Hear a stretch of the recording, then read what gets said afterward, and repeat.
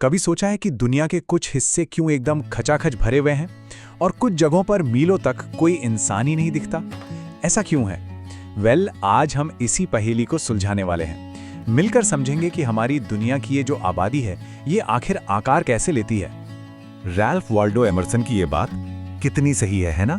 किसी भी देश की असली ताकत, उसकी असली दौलत वहाँ की जमीन या सोने के भंडार नहीं, बल्कि वहाँ के लोग होते हैं। हम सब यही लोग हैं जो देश का भविष्य बनाते हैं, वहाँ के रिसोर्सेज का इस्तेमाल करते हैं और नीतियाँ तय करते हैं। तो फिर सवाल ये उठता है कि आखिर ये लोग रहते कहाँ हैं? और ऐसा क्यों है कि कुछ जगहें तो एक चुंबक की तरह लोगों को अपनी ओर खींचती हैं और दूसरी जगहें एकदम वीरान पड़ी रहती हैं? चलिए आज इसी की तह तक चलते हैं। तो आज हम इन 5 पॉइंट्स पर बात करेंगे। सबसे पहले देखेंगे कि ये दुनिया लोगों का ग्रह कैसे है, फिर ये लोग आखिर रहते कहाँ हैं और क्यों।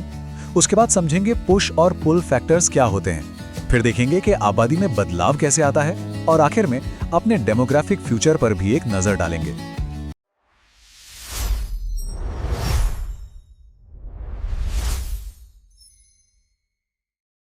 तो चलिए शुरू करते हैं पहले पॉइंट से। हमारी ये दुनिया लोगों का ग्रह है, पर एक बात है, यहाँ बसावट बिल्कुल भी एक जैसी नहीं है। मतलब अ वेरी अनइवन वर्ल्ड। ये आंकड़ा देखिए, ये आपको चौंका देगा।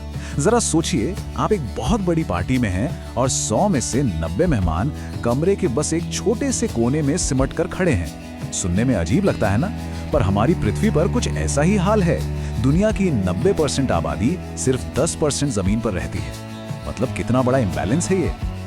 जॉर्ज बी ग्रेसी ने ये बात वैसे तो एशिया के लिए कही थी, पर ये सच तो पूरी दुनिया पे लागू होता है कि मतलब बहुत सारी जगहों पर बहुत कम लोग हैं और बहुत कम जगहों पर बहुत ज्यादा लोग। आबादी का ये जो असमान वितरण है, जिसे हम अनइवन डिस्ट्रीब्यूशन कहते हैं, ये एक ग्लोबल रियलिटी है।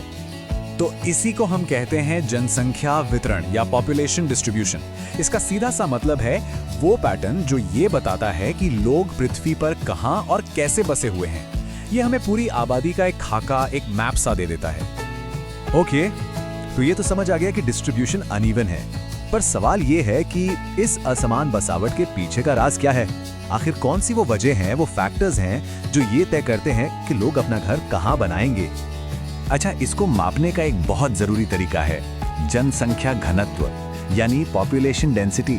सिंपल शब्दों में इसका मतलब है कि 1 स्क्वायर किलोमीटर के एरिया में एवरेज कितने लोग रहते हैं।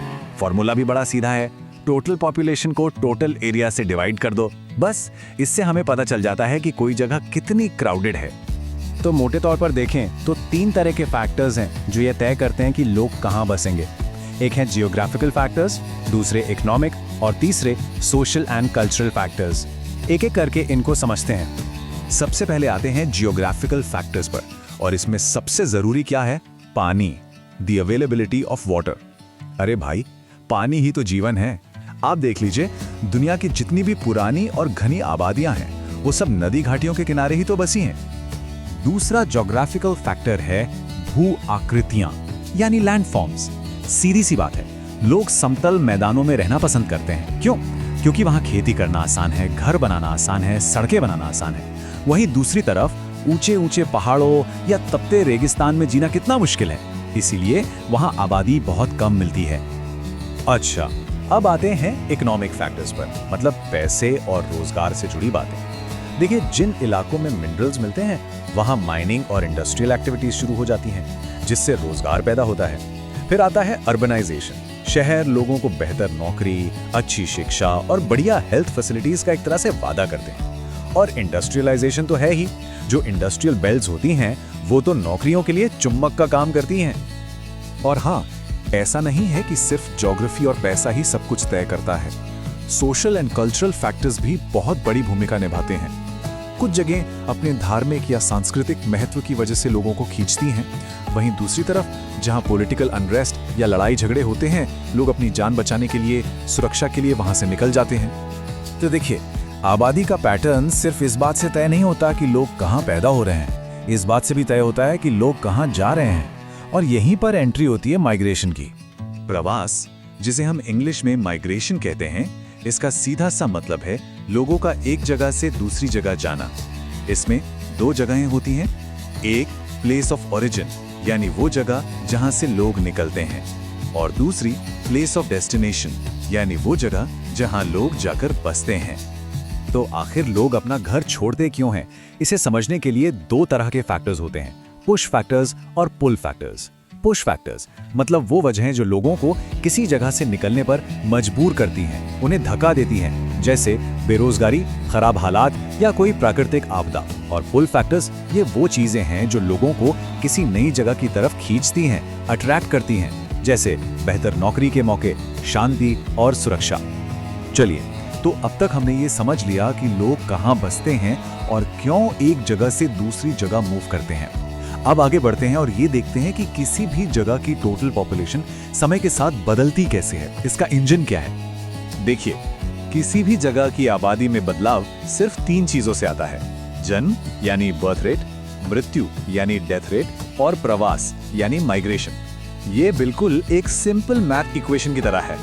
कितने लोग पैदा हुए, कितने लोगों की मृत्यु हुई और कितने लोग आए या गए, बस इन्हीं तीनों से तय होता है कि आबादी बढ़ेगी, घटेगी या उतनी ही रहेगी। और इसी बदलाव को हम कहते हैं जनसंख्या वृद्धि या पॉपुलेशन ग्रोथ। मतलब किसी खास टाइम पीरियड में आबादी में कितना चेंज आया। और हाँ, ये ग्रोथ पॉजिटिव भी हो सकती है जब आबादी बढ़ती है, और नेगेटिव भी हो सकती है जब आबादी घटती है। तो क्या हम ये प्रिडिक्ट कर सकते हैं कि भविष्य में किसी देश की आबादी का क्या होगा, वो कैसे बदलेगी? वेल, एक थ्योरी है जो इसमें हमारी काफी मदद करती है। इसे कहते हैं डेमोग्राफिक ट्रांजिशन थ्योरी। ये थ्योरी एक तरह से किसी भी देश की आबादी के सफर की कहानी बताती है। स्टेज 1 में जब समाज ग्रामीण होता है, खेती पर निर्भर होता है, तो बर्थ रेट और डेथ रेट दोनों बहुत हाई होते हैं। फिर आता है स्टेज 2। देश में हेल्थ और सैनिटेशन सुधरता है तो डेथ रेट तो तेजी से नीचे आ जाता है, पर बर्थ रेट हाई बना रहता है। इसका नतीजा पॉपुलेशन एक्सप्लोजन, आबादी में जबरदस्त उछाल। और आखिर में स्टेज 3 में जब समाज और शिक्षित और अर्बन हो जाता है तो बर्थ रेट भी नीचे आ जाता है और पॉपुलेशन ग्रोथ धीरे धीरे स्टेबल हो जाती है। पर रुकिए, कहानी में एक ट्विस्ट है। हर कोई इतना ऑप्टिमिस्टिक नहीं है। आज से 200 साल से भी पहले थॉमस माल्थस नाम के एक थिंकर ने एक बहुत ही डरावनी भविष्यवाणी की थी। उनका कहना था कि इंसानों की आबादी हमेशा खाने पीने की चीजों के प्रोडक्शन से ज्यादा तेजी से बढ़ेगी, और इसका अंजाम क्या होगा? भुखमरी, बीमारियां और लड़ाइयां। तो आज हम कहां खड़े हैं? जैसे जैसे हमारी आबादी बढ़ रही है, इसका अंजाम क्या होगा? क्या ये एक तबाही होगी जैसा माल्थस ने कहा था, या फिर इंसान की समझदारी, उसकी नई टेक्नोलॉजी कोई नया रास्ता निकालेगी? ये शायद हमारी पीढ़ी के सामने खड़े सबसे बड़े सवालों में से एक है, और इसका जवाब हम सबको मिलकर खोजना है।